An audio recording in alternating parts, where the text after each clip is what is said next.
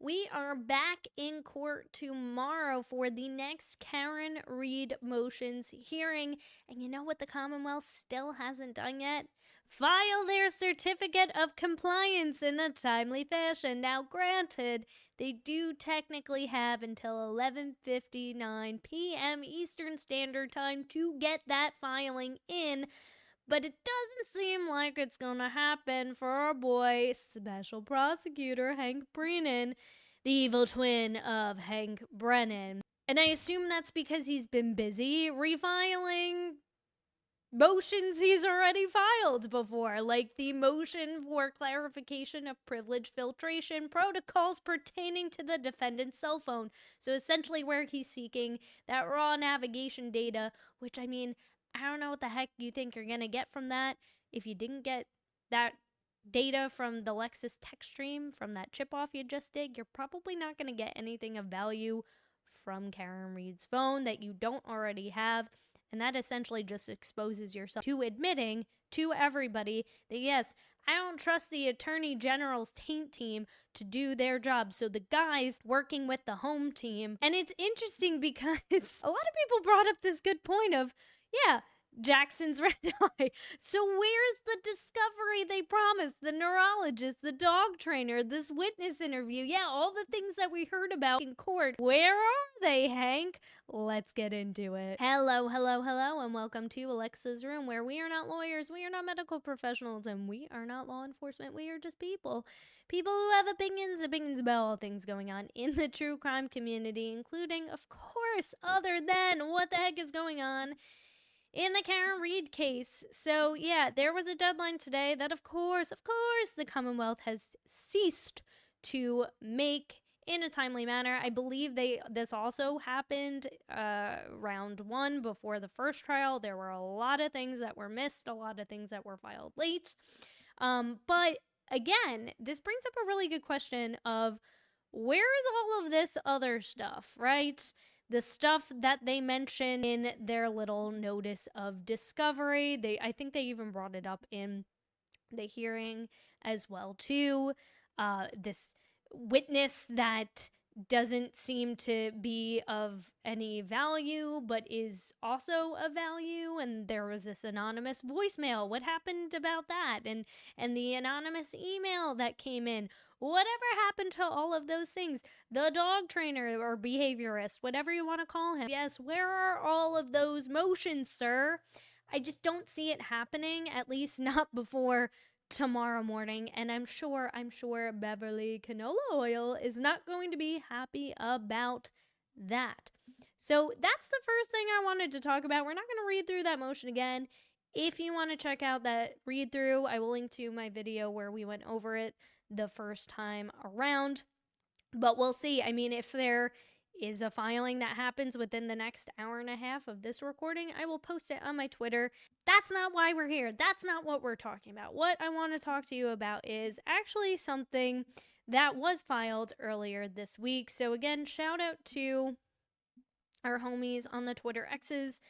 Karen Read updates for always coming in, or at Karen Read. Innocent is innocent. Give them a follow. So this is the Commonwealth's opposition to the defendant Karen Read's motion to recover expert-related expenses. So now comes the Commonwealth in the above captioned matter and opposes the defendant's motion to recover expert expenses from the Commonwealth. And again, I'll just say, like, what is $12K to you?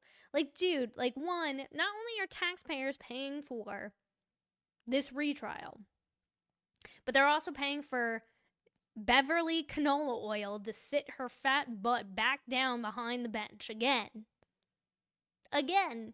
on a trial that she shouldn't technically be sitting on anymore. Meatball and his pal. You're paying for Lally to sit there and tweedle his thumbs while Glothlin maybe doing actual work. Maybe she's on Indeed looking for a new job. You're asking taxpayers to also pay for a special prosecutor to prosecute a case because no other prosecutor in your office wants to touch this case with a 10-foot pole.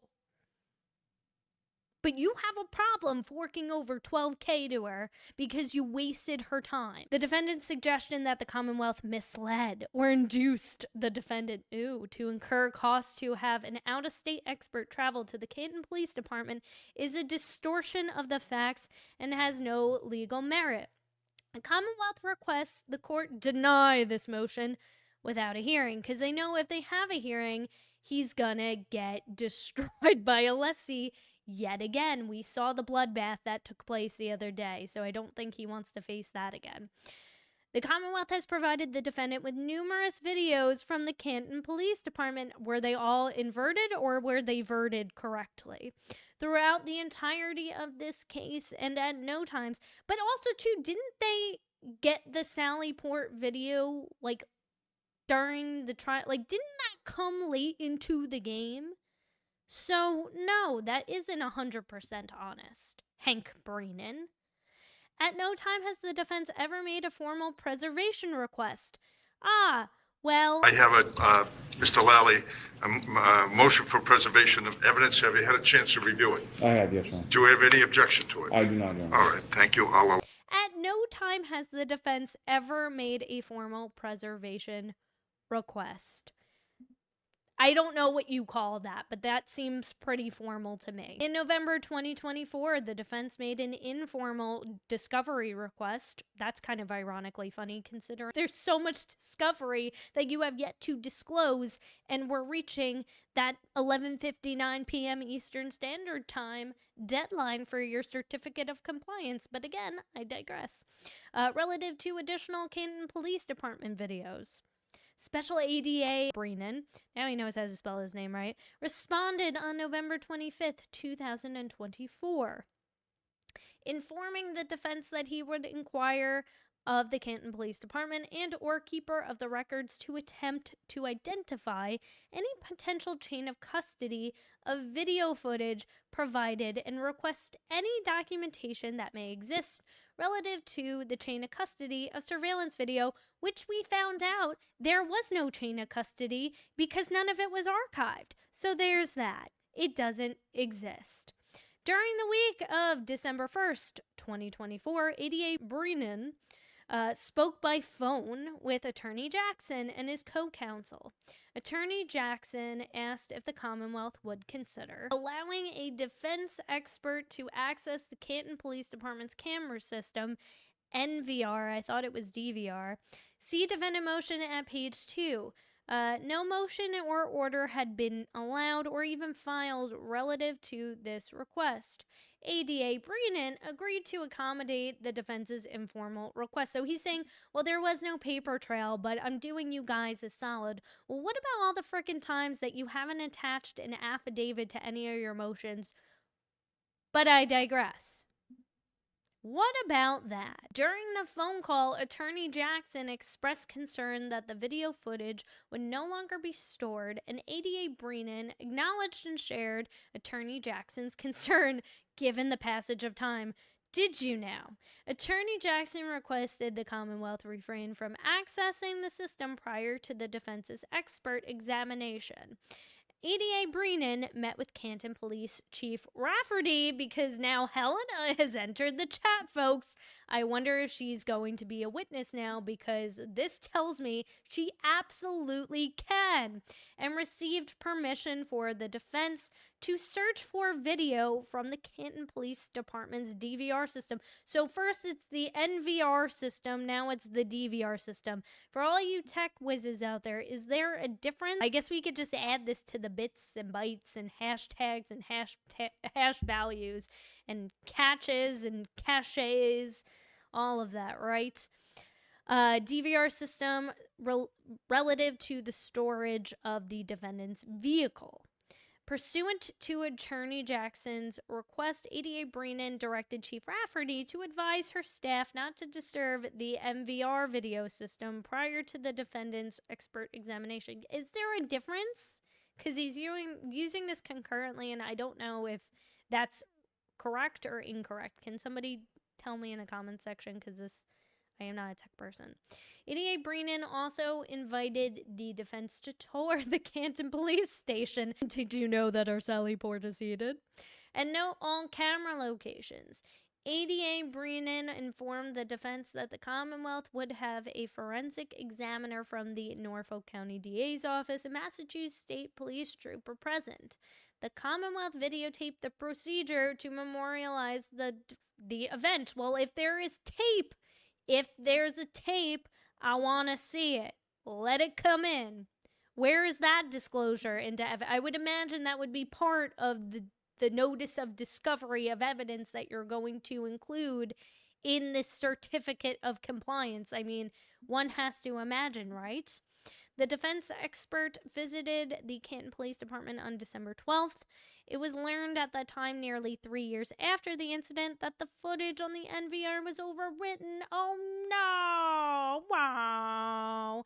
And the system no longer maintained the original surveillance footage, which is absolutely outrageous. How are you going to tell me with a straight face and say, yeah, sorry, we overwrote the memory card? And you're like, oh, no, sorry, we don't have the original surveillance footage for a fellow police officer. It's like, this isn't just any investigation. I would expect you to follow that protocol for every investigation, but especially a Boston police officer? Are you kidding me?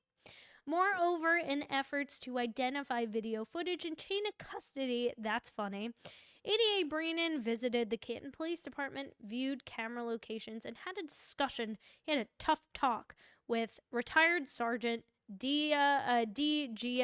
GM Pietro. That is a name. Sergeant Pietro. I can't even say that.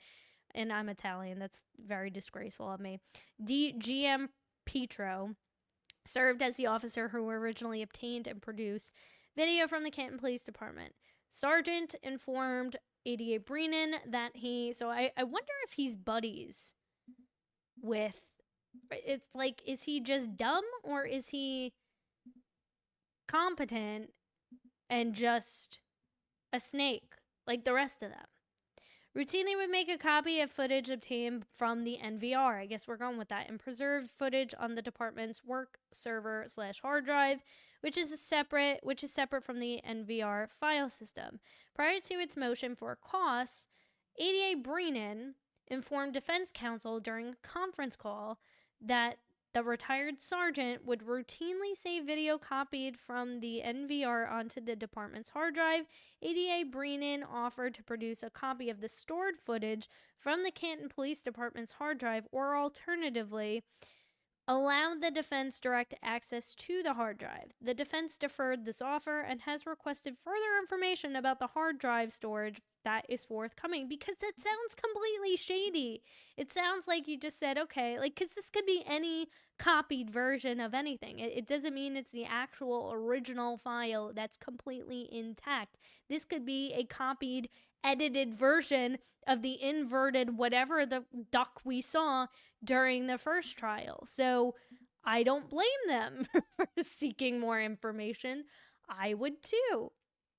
The Commonwealth never suggested that nearly 3 years later, on December 12th, 2024, that video footage from January 29th, 2022 would still be stored on the NVR system, nor did the Commonwealth in any way hinder the defense's desire to have a defense expert view the Canton Police Department NVR. The footage simply no longer exists on the NVR because of the time that has elapsed. But, like, you don't see the problem in that? Like, why are things getting overwrited? Why are things just magically disappearing, right? Therefore, the defendant's motion should be denied without the necessity of a hearing. Because, again, I think you're afraid of getting destroyed.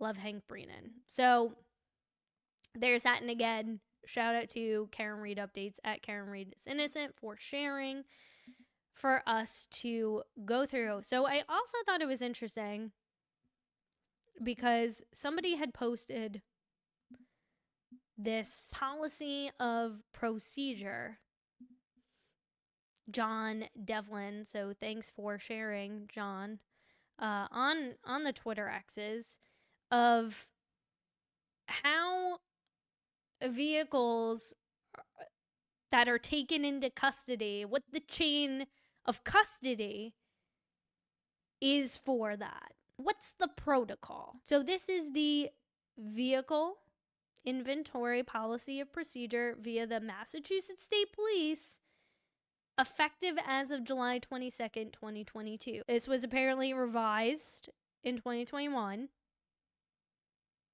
And I'm assuming they pulled this, directly from their website. And even if this has been since updated, at the time of Officer John O'Keefe's death and the investigation into his death, this would be completely relevant. And were these steps taken? Well, let's find out. Policy. Any vehicle towed or in the custody of the department shall be inventoried and properly documented in order to protect the vehicle and its contents, like the taillight.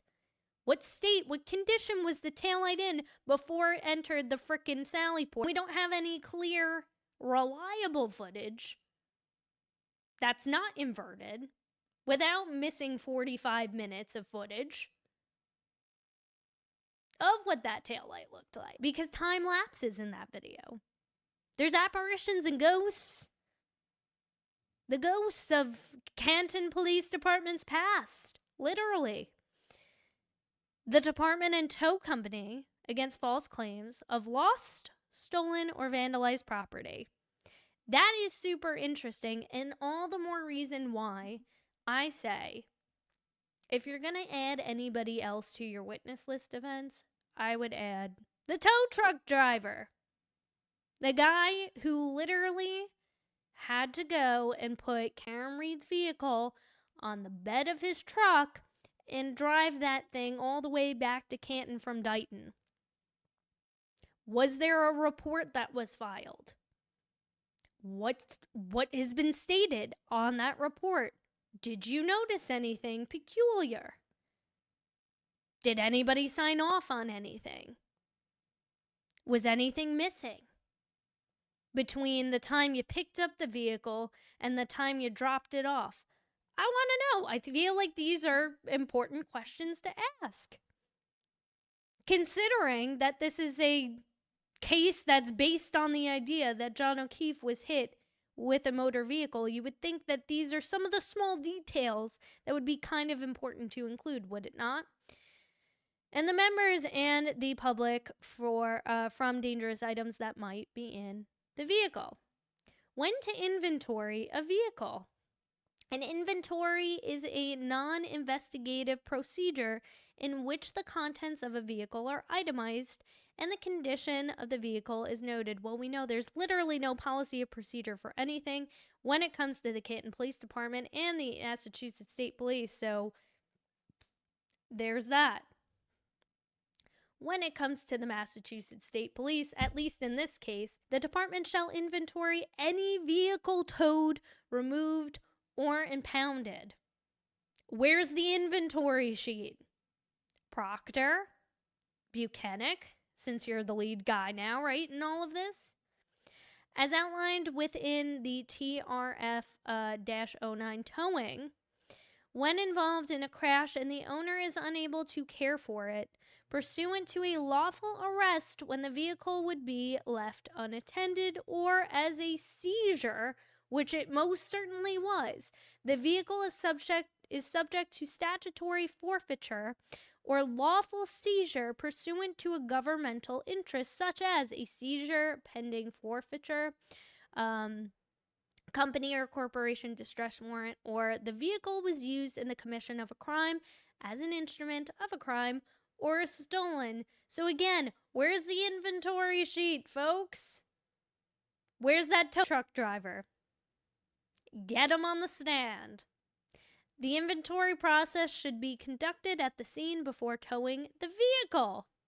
So before the tow truck driver, I mean, that's all you gotta ask too. All you gotta ask the tow truck driver is, one, was inventory taken before you left the premises? Yes or no? Was there any document that any forms that were filled out? Anybody sign off on anything? How did the condition of the taillight look when you loaded it onto the bed of your truck? When you towed it from Dighton? What did it look like when you you took it off of the bed of the truck. I mean, I imagine you're the guy who's taking it, putting it on, and taking it off, so you would have the best idea of the condition as to what it looked like. Is there any written documentation, period, end of story, that occurred at the time that you were there at the Sally Port? If the scene is not safe or practical, the process may be done at another location. However, the inventory shall be done within a reasonable period of time. So what, if any, was there any inventory? Does it exist? Probably not. Inventory not necessary. A motor vehicle inventory need not be taken if the vehicle is legally parked and locked, abandoned and locked, removed by a third party as outlined in TRF-09, or disabled with the operator and or occupants present. So, doesn't seem to fit any of those. And again, this is as of 2022. July. I think this is the time that Proctor and Kevin Albert were doing that cold case investigation, and he was kicking back with a couple of 4-packs from the Tree Brewing Company or whatever the brewery is called. I think somebody else actually posted another one earlier today. Henry Blue. Because it's not just, I mean, we all know, like, yeah, there was no chain of custody for the clothes. There was no chain of custody for the Sally Port video. But there also wasn't anything in terms of, like, inventory that was taken. Or in this case, as Henry Blue points out, or excuse me, Messy Moo Moo, this also went against protocol for a suspected dog bite. Swabs are to be taken directly from the wound only. So I don't know how sending in 2 swabs from a few random tears on a shirt that was dirty, wet, frozen, combined with other clothes, no chain of custody, and tested more than a year later was allowed. And I agree. I think it was also laid out on meat packing paper as well too for a couple of days. So it's like God only knows, who was touching what, who was fondling who was fondling what, right? And I imagine that this is also going to be talked about as well too, especially when Dr. Maurice the day Russell is on the stand, policy and procedure, right? So collect DNA swabs of all puncture wounds. Specific profiling kits are available for the individualization of dogs. Collect bacterial swabs from the puncture wounds, not from the t-shirt. Take impressions of puncture wounds thought to be bite marks. Document all actions. Investigation of dog or dogs. And I mean, we know what happened there. Rest in pepperoni. Chloe Albert, who is hanging out on the puppy farm in the Big Sky. Establish which dog or dogs could be involved. All dogs possibly involved should be examined. Now, to remind you, his contract expires June 30th, technically, with the maximum obligation contract, because he's only supposed to get paid $75K. That's the budget that Meatball set for him. Set for taxpayers. We're not going over $75K, but we have a problem paying Karen Reed $12K for wasting her freaking time, even though she's going to end up suing all of you for probably millions, but I digress. If his fees exceed that amount or the case goes on past June 30th, a new contract will be written per the agreement, which, if it is anything like the trial last year, one, I don't expect it to start on April 1. We still haven't heard from the SJC yet. So again, how can she possibly be prosecuted if we don't even know what charges she's going to be prosecuted with for this upcoming trial? Are there going to be charges that are dropped? Are there going to be amendments to those charges? Who knows? Is it going to get dropped altogether? Who knows? But it does seem like Bev is definitely trying to stick to that April 1 start date. And a lot of people are wondering if it has anything to do with the fact that Hanky Panky's got a very tight window before a new contract is drawn up. And if it is, it's going to piss off a lot of people, I imagine. According to publicly available data, the Norfolk DA's office spent a little under $9 million in salaries for its entire department in fiscal year 2022, the last full year of data available, which is also grossly concerning considering the fact that it's 2025. That should be available if it's not already. I mean, this is an article that I pulled from CBS News. When was this updated? October 2nd, 2024. So as of October 2nd, 2024, there's been no updates. There's no data available of how much his entire department's getting paid in a fiscal year. This should be totally available for taxpayers to look at. They're the ones paying for you guys to wrongly prosecute people. I mean, we saw that happen today with the Penn McGee case as well, too, that I've been loosely following. I know Melanie Little's been covering it, and you guys have been talking about it, too, but that was another one where Beverly Canola Oil was also sitting on the bench for. That was a bench trial. And it thankfully had a happy ending, but nevertheless, it's like, how did we get here? How did we get here? And how is Bev still queen poop? I don't understand. Like I said, tomorrow we are back in court for Karen Read.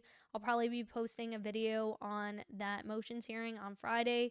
We're going to talk about Ellen Greenberg this week as well, too, because there's been a lot of updates in that case this week, and there's a lot of interesting parallels between that investigation, how it was conducted, more corruption, except now we're going to be moving a little bit more west to Philadelphia, where that case takes place. And then I have a really exciting members only video that I'm going to be posting about the OpenAI case. You definitely don't want to miss that. If you are not a member, make sure you do so. Before we go, I just wanted to shout out justice for Sandra Birchmore.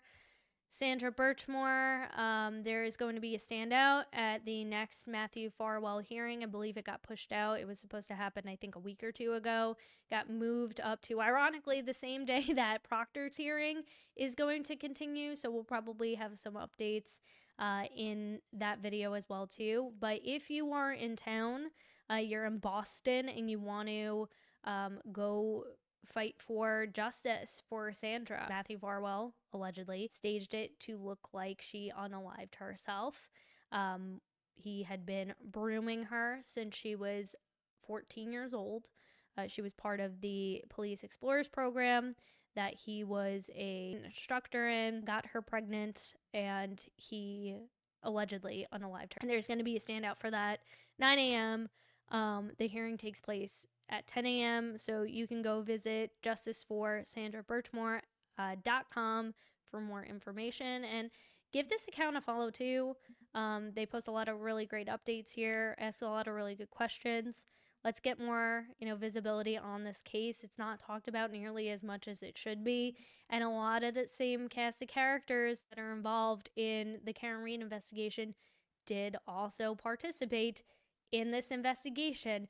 One of our favorite state troopers, Nick Guarino, he had his grubby little meatball fingers all over the tech in that case. He missed a seemingly how many thousands of messages on Sandra Birchmore's computer, text messages between her and Matthew Farwell. It's just absolutely heartbreaking, and I hope that she can finally find some peace. But with that being said, if you want to stay up to date with the latest going on in the Karen Read case, Sandra Birchmore case, make sure you hit that subscribe button. Make sure you hit that notification bell so you do not miss that next update from me.